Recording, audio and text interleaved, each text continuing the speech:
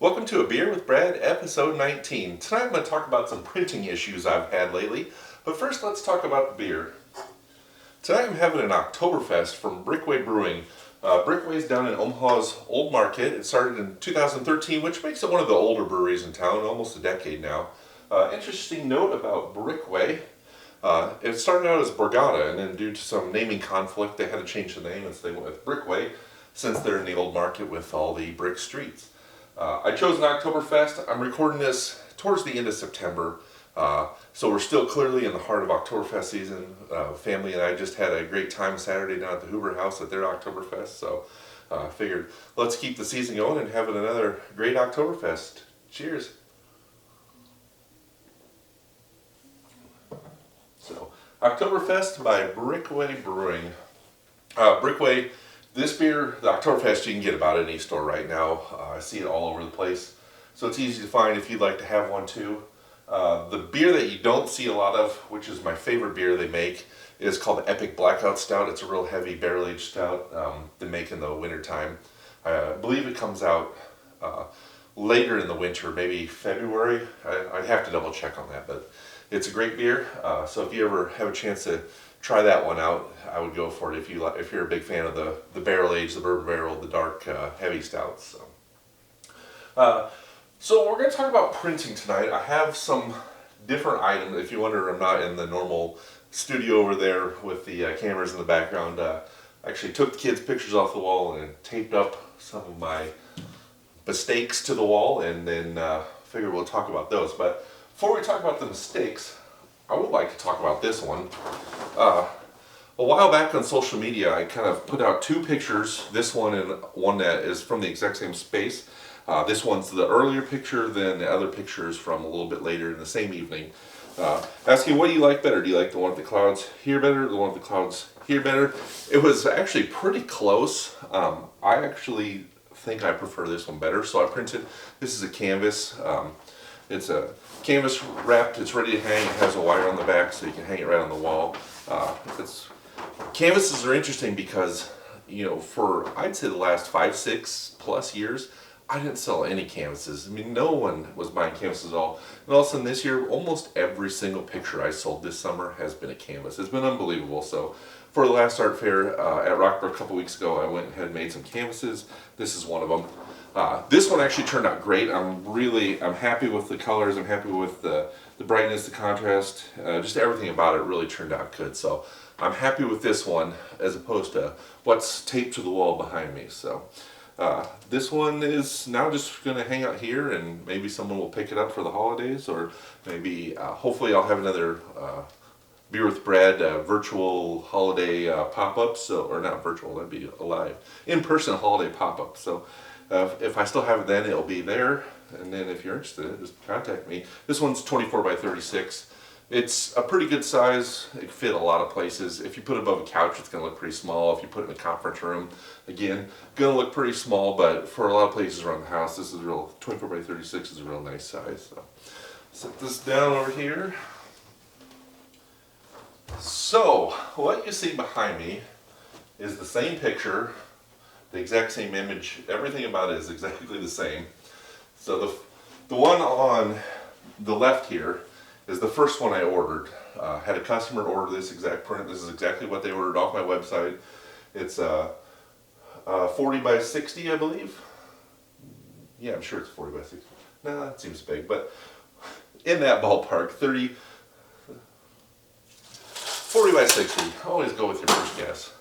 So anyways, this is a Kodak luster print, traditional photo print. So this paper is run through an enlarger, a digital enlarger. The image is projected on the light sensitive photo paper, and it is printed and then run through a traditional darkroom chemistry. So this first one showed up. You know, I printed this before. It's been a while. I don't remember what I printed last time, but this one showed up, and all of a sudden it jumped out really bad that these trees are not the right color. Those are way too orange. These are aspen trees. They should be pretty darn yellow. There are orange and red aspens, but usually when you see orange and red aspens, it's little pockets of them and not the whole hillside. So that since this is the whole hillside, there's not a giant orange cloud above there reflecting orange down. I just knew right off the bat this was the wrong color. And I must have used my camera sensor as a dinner plate one night because there is dust all over. I mean, this thing is almost like your windshield on a warm spring day after a snowstorm. There is so much garbage on this. I couldn't even believe it. So I did second guess and third guess that if I've actually printed this before. I'm sure I have, but between all that dust and this orange, there's just something that wasn't right. So I got in there. I didn't really change the exposure, but I got rid of the dust. And I just assumed that this is not my fault, obviously. So I blame it straight on to the company that printed it, and which I don't know why. I just assumed that there's no way I screwed up. So I went ahead and they have a auto. It's like an auto color correction. It was on this picture. I turned it off on this picture, hit reorder, and just lit a whole bunch more money on fire because this one showed up and it looks even worse. And not only did the orange not turn more yellow, the orange got worse, more highlighter orange. I mean, that is some of the most nuclear color orange I've ever seen. So I contacted the person that ordered the print and I said, I'm having big issues. I sent her screenshots of this, told her about the dust, and I said, I need to get this fixed. It's just not right. And she was very nice, understanding, and wrote back and said, I appreciate your attention to the details. So I started over, and this time, instead of wasting money on another giant 40 by 60 print, I went ahead and I ordered a smaller test print after I made some minor corrections. And again, I got it better, and you can even tell like the whites. You know, the whites in there are pretty warm. The whites in there are pretty close, but I got the whites a lot closer there. But it still, to me, was too orange. So I'm still not believing that it was my problem. I keep thinking it was the printer's problem.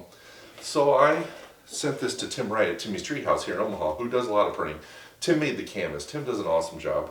So I sent this to Tim, and I'm like, hey, I'm having a lot of problems with a print. And I know it's not his print, but I do a lot of business with Tim, so I figured it would be okay just to ask him, like, hey, can you help me out with this?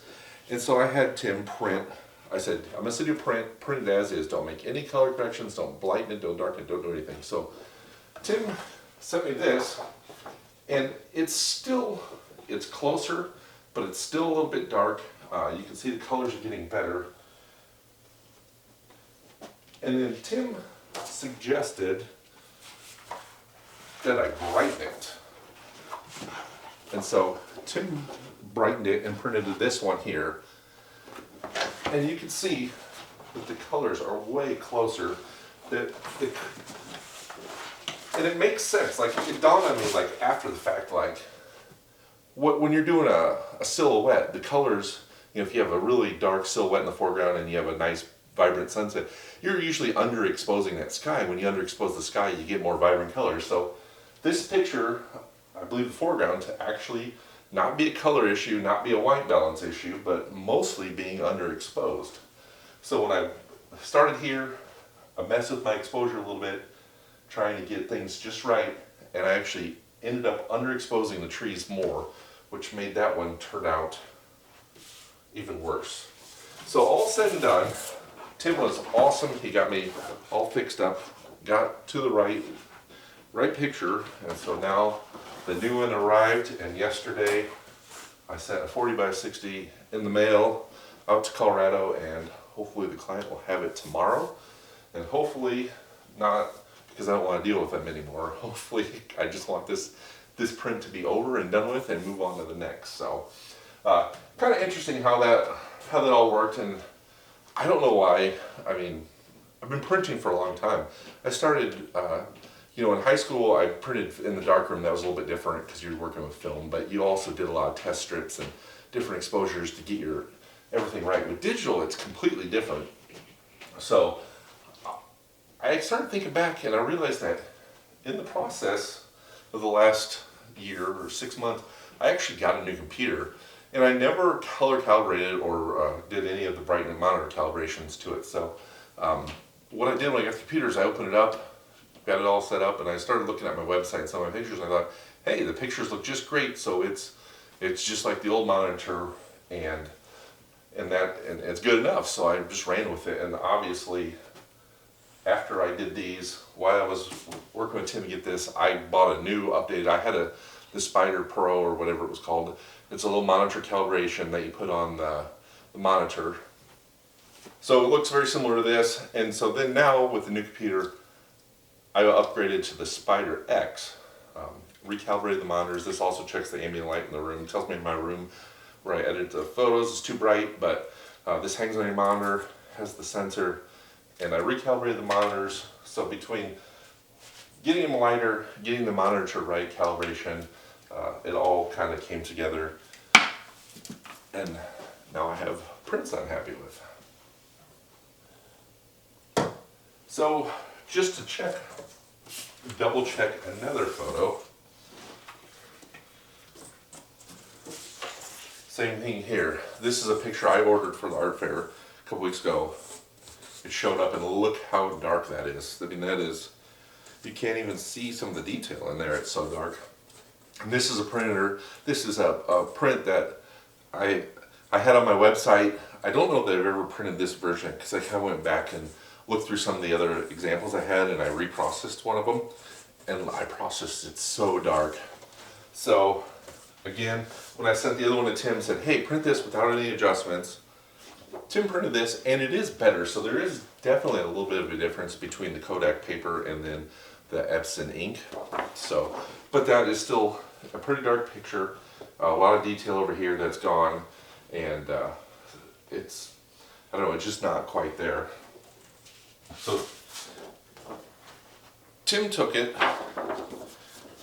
on his computer, and he really lightened it up, and then just ran a quick test, and this was just a global adjustment. He added the whole picture. You can see, yes, it's too bright right there in the highlights, but if you were to do more localized adjustments to brighten this up, not touch that, or if you brighten the whole thing, dial that back, burn and dodge essentially, that picture's a lot closer to what it should look like. So again, 3 prints to get to where I almost need to be with that. And then one more example is Capitol Peak. The light in this picture is amazing, and when I processed it, I really focused on that hill and the mountain, Capitol Peak, the granite face there. Looks awesome, but there's so much detail lost down there. So again, this one is underexposed. So basically, the color is oversaturated because the picture's underexposed, and then the rest of these are just underexposed and they lost all the detail. So it's interesting to see that while everyone thinks the underexposed is losing detail, it also really affected the color. So yeah, this was a expensive mistake to learn, but I'm glad I did. I'm glad that it happened when I had the time to deal with it. I'm glad it happened with the person that purchased it was very understanding, was just happy I was making it right for her. So really glad it all worked out, and hopefully now moving forward I have a color calibrated monitor. I have a better understanding. It's weird, like I said, I've been printing since 2006, essentially 2007, in that range, and I've never had these kind of issues pop up. But it just shows that you should never stop learning when it comes to photography. There's always new things to learn. There's always learning from your mistakes, learning to get better, and just constant change, constant challenges, and just learning to keep growing as a photographer. So, take another drink here, my Oktoberfest. So, hopefully you enjoyed this month's episode. Hopefully by the next time I talk to you, I will have a new picture of this. We'll be heading to Colorado soon, and this picture has awesome light, awesome clouds, but there is only one little tiny piece of fall color there, one there, and then one there. I have another picture of this where this whole valley is just total gold trees, but there's nothing going on in the sky. There's no light.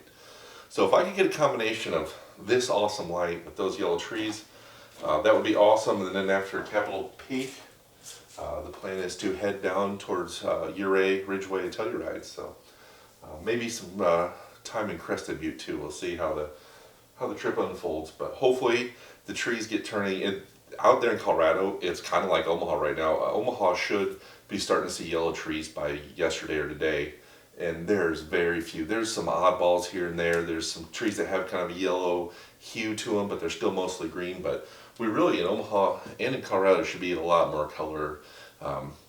Especially in Colorado, there should be a lot more color than there is. So hopefully this next time, this little bit before I head out there, there is a few cool nights and the trees start to change, and they're looking perfect by the time I get out there. So, well, thanks for tuning in.